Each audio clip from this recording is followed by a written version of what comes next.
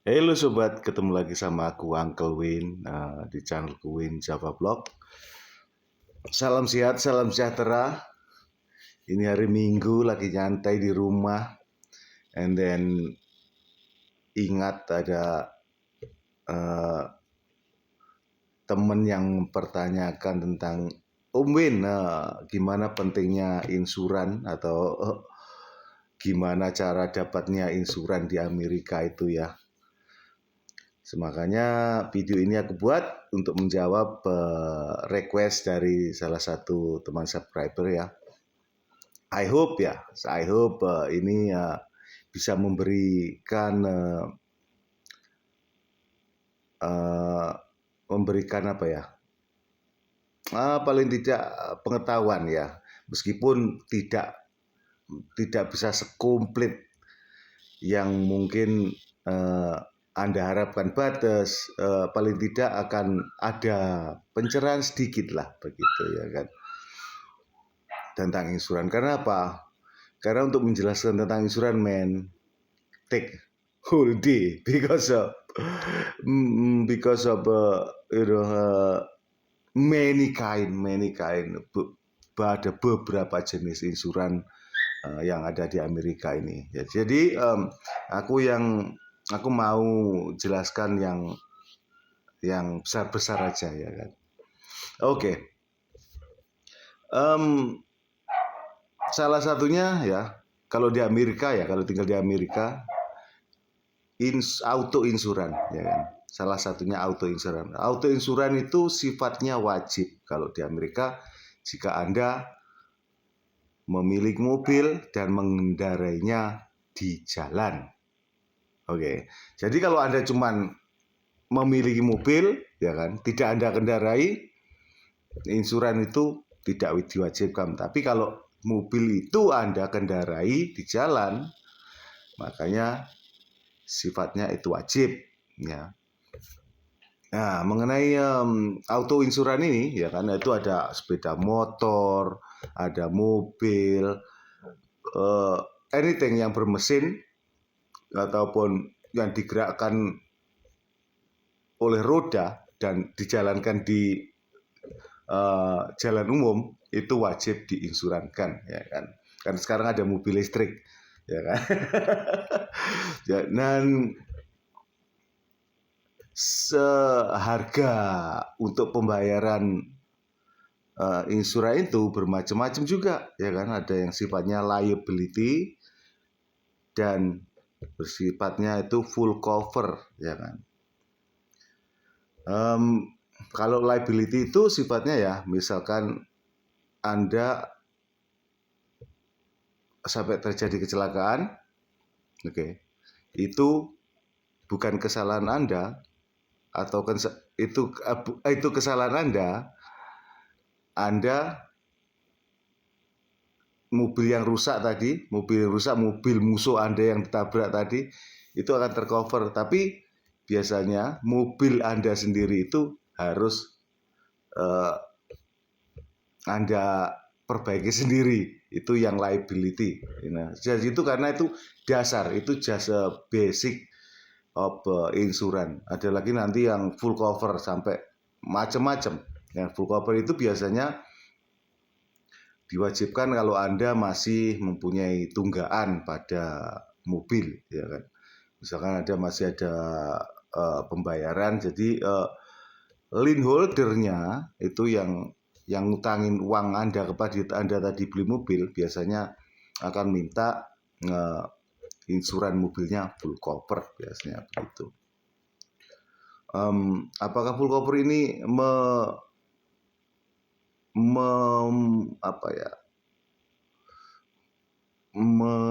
mencakup sampai life insurance semuanya?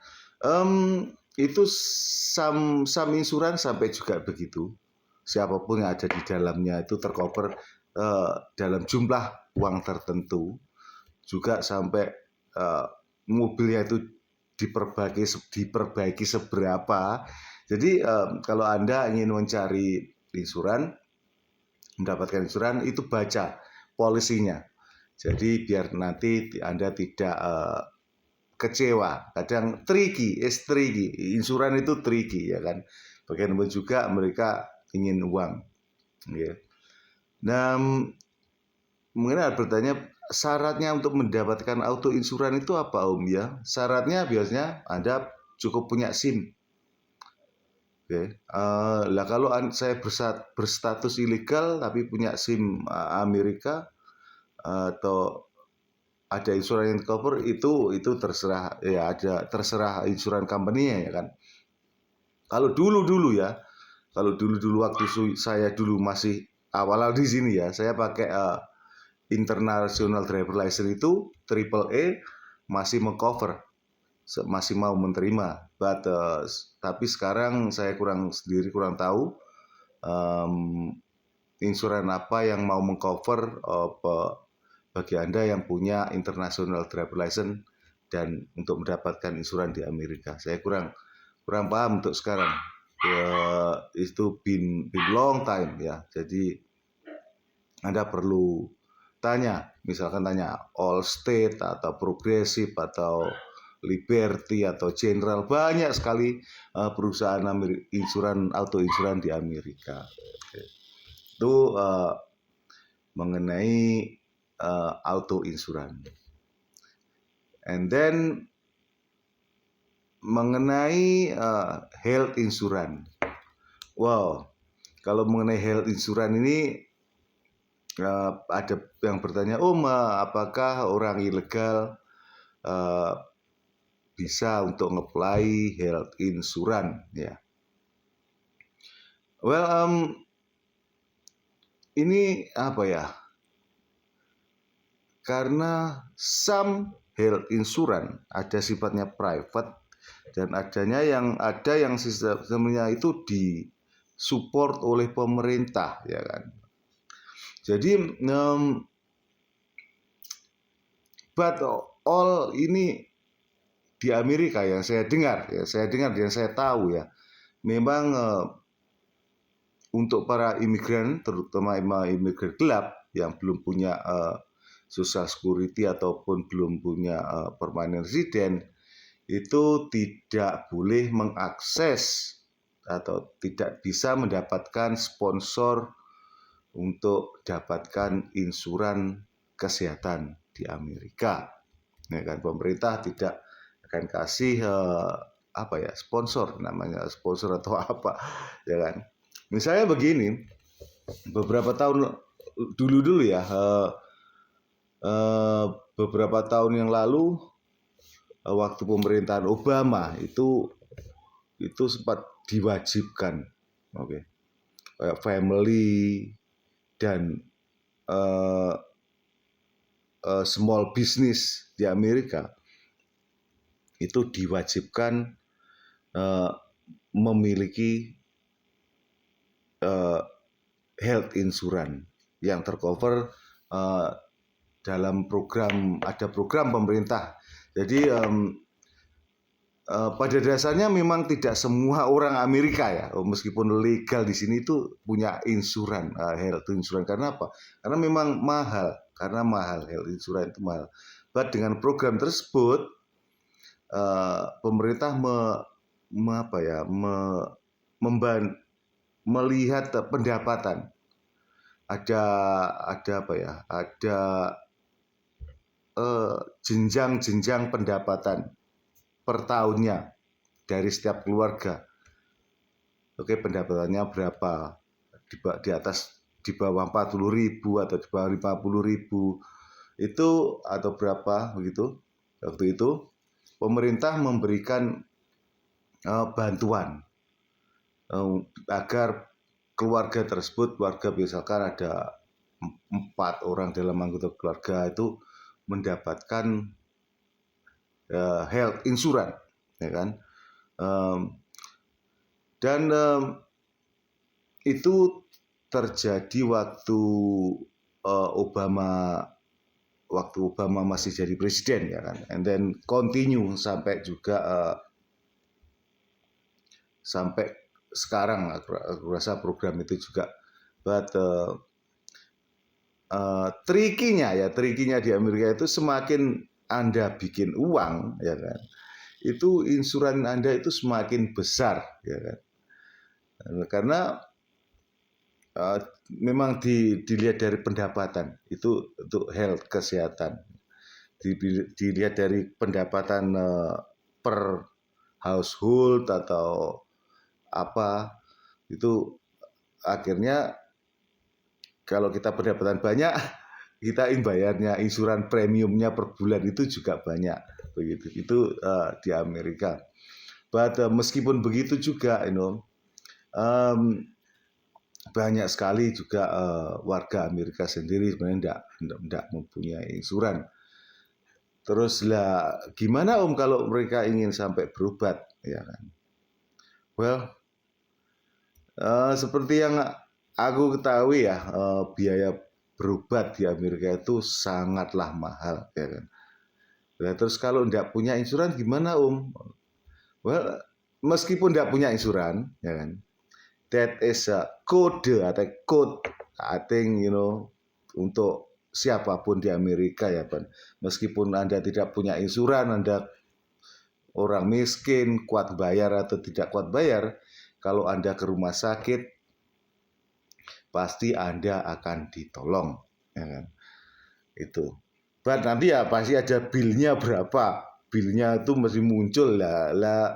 Terus gimana bayarnya? Well, itu bisa dicicil, bisa dicicil kalau ya memang itu caranya nyicil, ya dicicil, ada di situ ada nanti ada ya pasti ada bunga-bunganya, terus pokoknya all itu obat money after all, karena semua itu artinya semua apa ya, uang pokoknya, dan bilnya itu ya, contohnya ya kalau Anda sampai emergency, misalkan Anda panggil 911 pun ya, 911 harus Anda sampai dibawa ke emergency room, dirawat beberapa jam, itu bilnya bisa ribuan.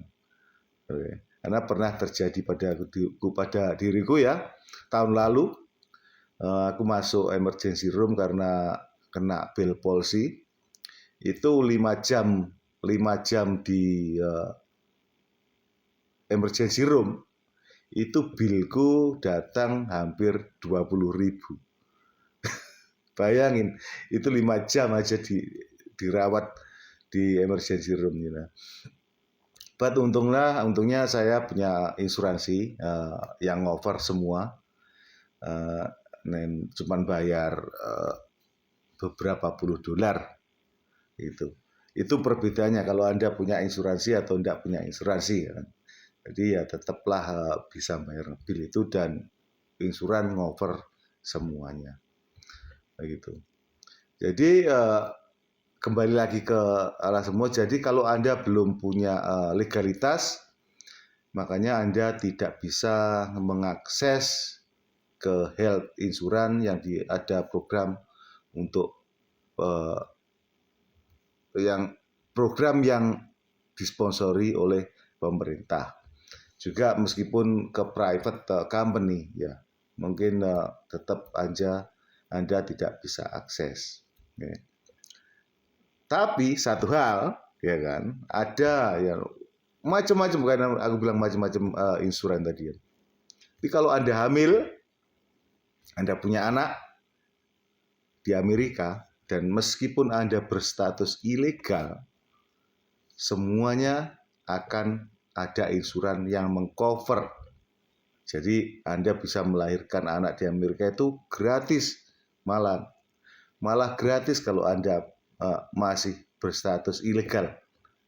Itu uniknya, karena insuran tadi ngover anak yang dilahirkan tadi.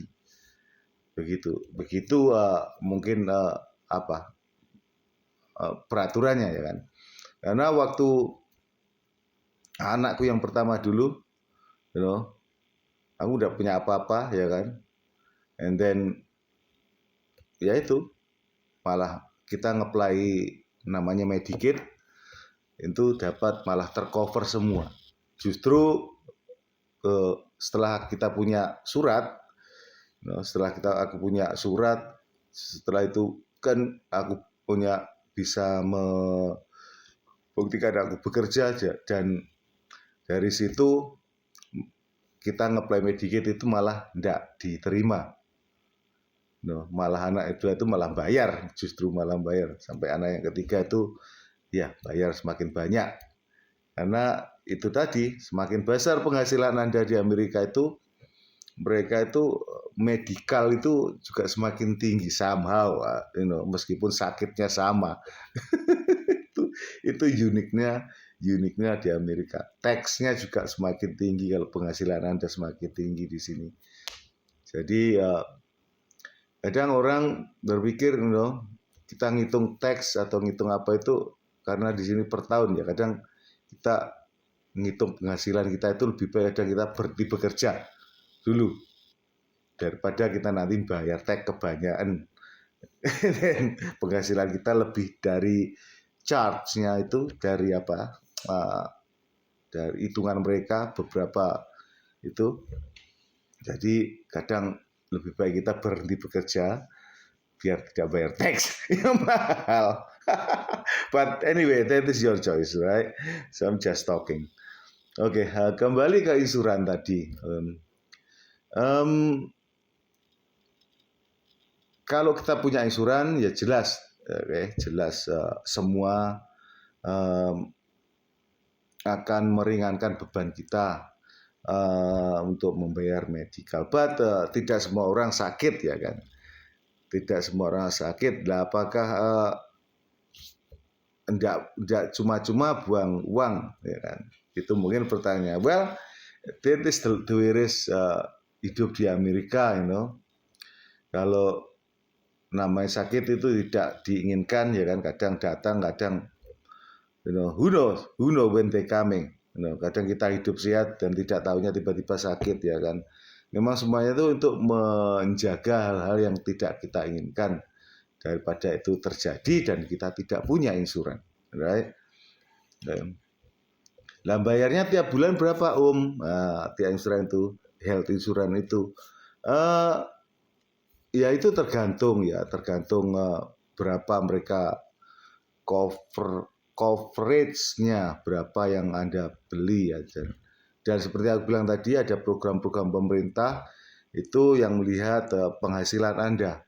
Jadi ada yang zero, ya kan, ada yang zero, nggak bayar sama sekali, oke. Karena penghasilan Anda itu rendah, dikategorikan rendah, ada yang $100 per bulan, ada yang 200 per bulan, ada yang ya sampai beberapa, tergantung penghasilan Anda dan coverage yang insuran tadi berikan, begitu. Jadi itu tadi pesan saya bagi teman-teman yang memang belum punya surat legal, punya social security atau green card, ya jaga diri baik-baik. Aku bilang apa? Jaga diri baik-baik, ya kan? Biar tidak pergi dokter membayar sampai ribuan, ya kan? Karena aku bilang kesehatan itu ya hal yang paling penting, oke. Dan terus kalau Anda misalkan ya terus udah belum punya surat, Anda sakit, itu kemana harusnya pergi, ya kan? Ini yang aku lakukan dulu ya. Aku sarankan di setiap state, di setiap kota tempat Anda tinggal itu ada namanya health department. Ya. Disitulah pergi ke situlah kalau Anda sampai minta pertolongan dokter, karena memang itu dikhususkan untuk kayak publik. Mungkin kalau di Indonesia namanya kayak puskesmas begitu ya. Disitulah biasanya orang-orang yang tidak punya insuran atau apa itu pergi minta bantuan kesehatan. Gitu. Di situ ada dokternya juga, tapi memang bukan dokter spesialis, but misalkan Anda sakit, mungkin apa, sakit apalah pokoknya kan. Jangan pergi dulu ke emergency room, ya kan. Emergency room itu memang untuk penyakit gawat darurat, ya kan. Jadi kecuali memang Anda kecelakaan atau apa, akhirnya Anda betul-betul apa ya, namanya gawat darurat. Dalam keadaan darurat ya pergi ke emergency room, itu ada di setiap rumah sakit yang terdekat di kota Anda, itu pasti ada diterima. Tapi kalau cuma sakit-sakit biasa, ya kan, itu namanya kayak dokter klinik umum, itu yaitu health department di Amerika. Itu jauh lebih murah. Biasanya cuma bayar $40 atau $50 sekarang ya. Saya kurang tahu, Pak. Dulu waktu 20 tahun, 30 tahun yang lalu itu cuma bayar $10-an ya kan. Sekarang paling enggak ya paling bayar 40-50 lah paling enggak. Tergantung state dan tergantung kota tempat Anda tinggal. Ya. Jadi di Amerika ini banyak option sebenarnya. Banyak pilihan. Kalau kita tahu ya hanya kita perlu tahu aja. Oke, banyak pilihan. Jadi biar tidak masuk ke pintu yang salah gitu aja. Jadi ada option untuk orang yang berpenghasilan rendah, orang yang punya berpenghasilan tinggi, itu ada optionnya masing-masing. Kalau dipikir semuanya itu memang apa ya? Ternyata memang kelas ya, namanya kelas ya. Kelas hidup di Amerika atau mungkin ya di dunia juga ada yang namanya kelas menengah ke bawah, kelas menengah dan kelas atas itu ternyata ada.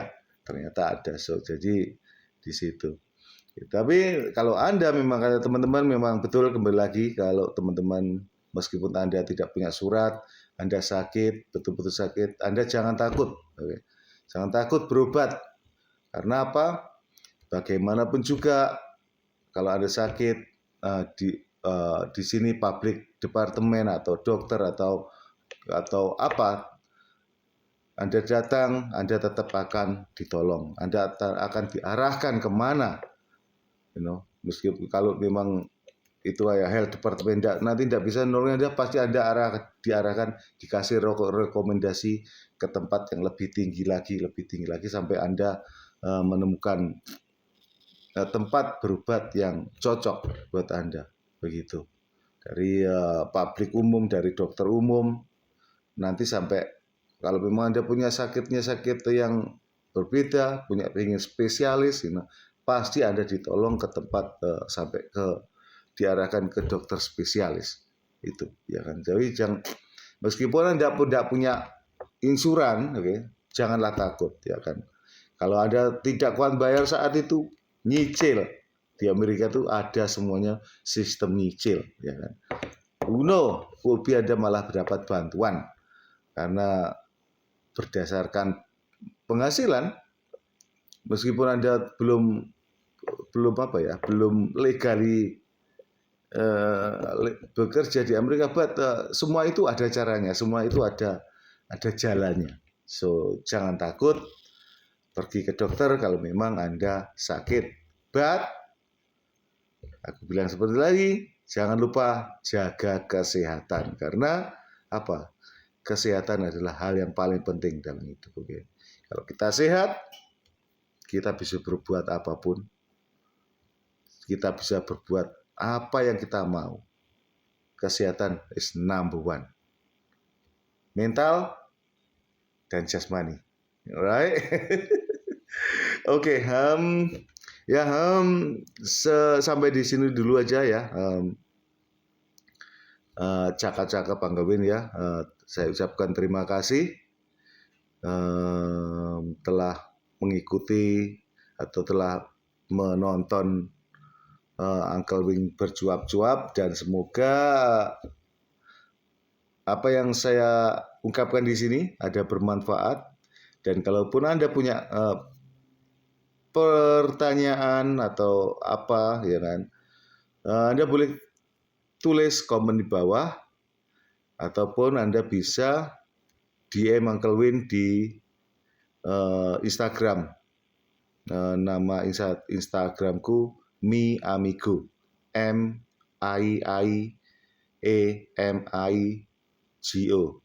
love to eat to.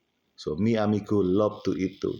Nanti Anda DM di sana, Anda akan saya jawab bisa mungkin pertanyaan Anda mengenai gimana dan cara hidup di Amerika. Alright, oke, thank you so much dan sampai ketemu lagi di video selanjutnya. Have a nice day, bye bye.